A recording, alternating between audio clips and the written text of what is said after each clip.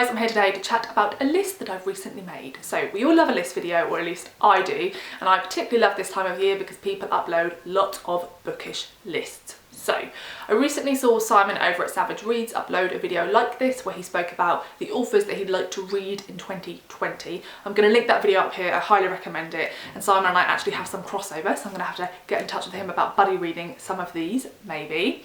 So what I'm going to do is I'm going to talk about 7 authors in this video that I've never read books by before, and these are authors who, when I look at their catalogue, I'm interested in quite a lot of the books in their catalogue. So rather than just find an author who has one book that I'm interested in, these authors who seem to write about stuff that I want to read about.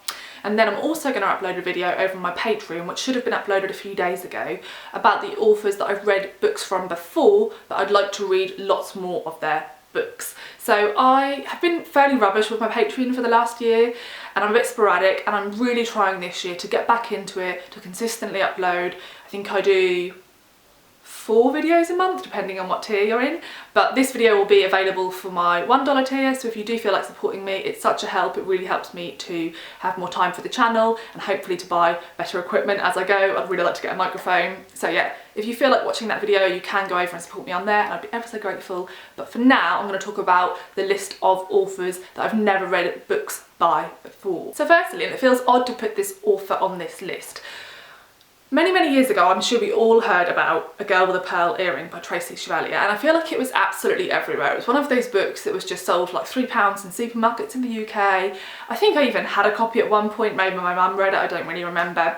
And I never felt interested in picking her books up. And this is going to sound really snobby, but it always felt like she was like historical fiction light, and that isn't really the sort of thing I read. So I've never had any interest, but this last year I've heard Jen and Simon talk about her books a lot, and they've both been raving about her work, and actually I feel like I'll really enjoy her books, and both Jen and Simon have described them as like really cosy, comforting historical fiction reads that you can really get lost in.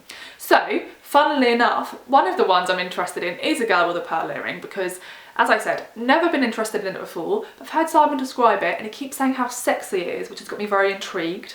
I've also heard Jen talk about Remarkable Creatures, which is a book set in the 1800s, I believe, which focuses on Mary Anning, who I believe was a real fossil hunter, and lots of her discoveries were hidden and were described as being found by men of the time, and that one sounds wonderful. And also I think her newest book is called A Single Thread, and that one sounds really lovely as well. So those are the 3 I'm most interested in, probably because I've heard people I trust talk about them, but you know, finally I feel like I'm really interested in reading Tracy Chevalier, and I know there'll be really easy books to get hold of from my library, so very excited about that. Next author I'm going to talk about, I actually just picked up a book from, and that is Carolina de Robertis, and this is Cantoras. So this just won the Reading Women Prize for Fiction in 2019, and I heard quite a few people talk about this in the last couple of months of 2019, and it sounds like the sort of book I could completely love. Now this isn't actually published in the UK, so I bought this with some of my Christmas money, and it was quite pricey to get over here, but I just couldn't not have it. And then when it arrived, I had a little look at the front and realised that she'd written 3 previous novels, and they all sound amazing too. So as I said, this one is a recent release, and this one is set in Uruguay, and all of her books I think are set there because that is where she's from. This is set in 1977, and it follows a group of women who are all gay, and they all live in secret, and they have this friendship with one another and these relationships that follow them over many years. They have to live in hiding, and I've heard this described as just a book so filled with emotion and love and brilliant female friendship. And I listened to the podcast episode where they spoke to the author, and I just loved the way she spoke about the book. So I'm so excited to get to this one.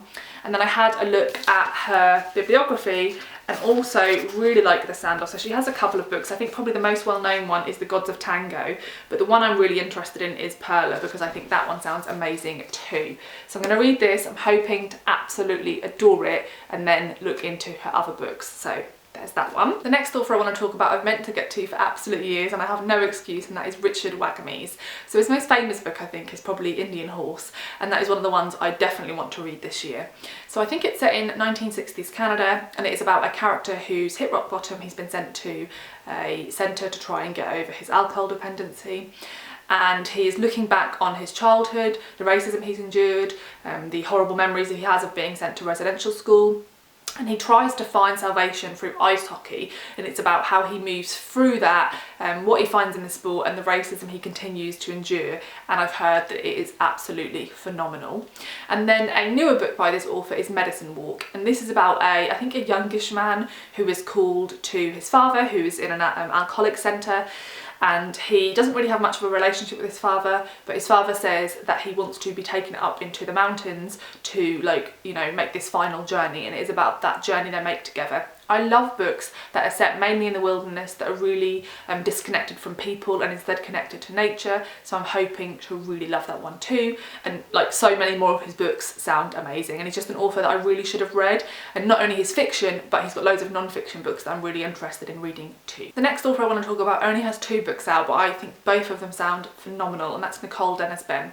Nicole Dennis-Benn was raised in Kingston, Jamaica, and her first book, Here Comes the Sun, was completely lauded when it came out. And it's set in Jamaica, I believe, and it is about 2 sisters, one who is trying to save money to send her sister to school, and I believe she works in like the tourist area of Jamaica. I think she does lots of cleaning and things like that, but also on the side she works as a sex worker to try and get money for her sister. And I think this book has lots of commentary on tourism in countries like Jamaica and the effects, the hidden effects it has on the people who live there, and it sounds beautiful. And then a very recent release is Patsy, and from what I've heard, this one is about a mother who decides to move to the US and leave her daughter behind, and we follow, I think, both their stories, the mother and the life she builds in the US, and then the daughter she's left behind and how it feels to have been left behind by your mother.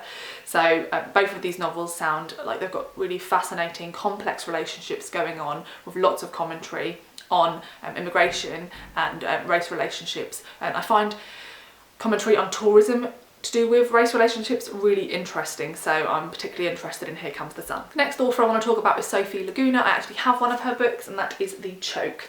So Sofie Laguna is an Australian author, and I believe she's written lots of books for young adults, but this is her 3rd book for adults, and they're the books I'm really interested in. So you guys know I love coming of age stories, and that seems to be what Sofie Laguna focuses on for adult readers. So this is about a young girl who's growing up in Australia, and she has a really difficult upbringing with her family. It sounds really dysfunctional, and it sounds like her other 2 novels also focus on that. I think with some of them have young girl characters and some have young boy characters. They all have different types of dysfunctional families, but all of them seem to be coming of age narratives, and I've had a flick through. Her writing is stunning, so I feel like she could become a favourite author, and I'm very happy to see that this was published in the UK.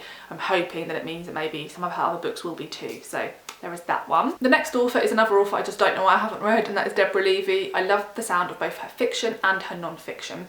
Her fiction books sound like they are quite slow and character-focused stories that deal with some sort of oddity.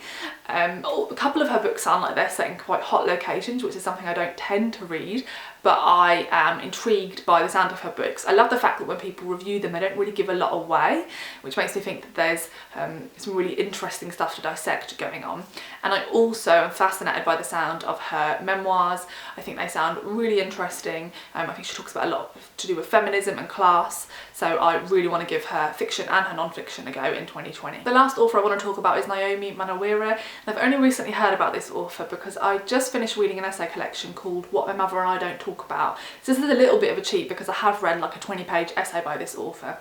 Her essay was one of the best ones in the collection. It was truly brilliant, and I related to it the most out of all the essays in the collection, and I thought the way she wrote about her childhood was brilliant, and the way she wrote about people was so astute and subtle. I thought she handled it with so much grace. So I immediately had a look and realised that she had a couple of novels out. The one I'm most interested in is What Lies Between Us, and this sounds like it mirrors her own life a little bit. So this is about a young girl who is born in Sri Lanka, as Nayomi Munaweera was, and then moves to the US with her family, and she starts to sort of act out. She starts to live her life in a way that Sri Lankan families don't believe their children should live their lives, and it follows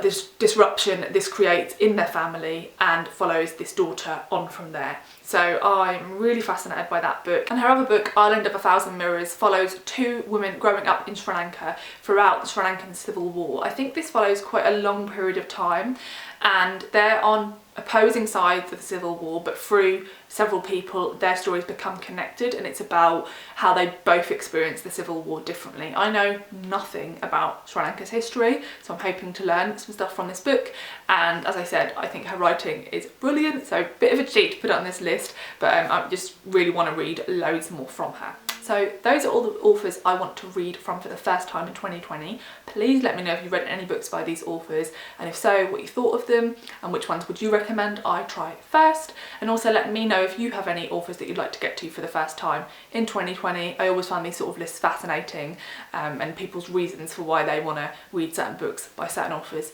I just find really interesting because I'm nosy. So thanks for watching, and I'll see you in the next video. Bye!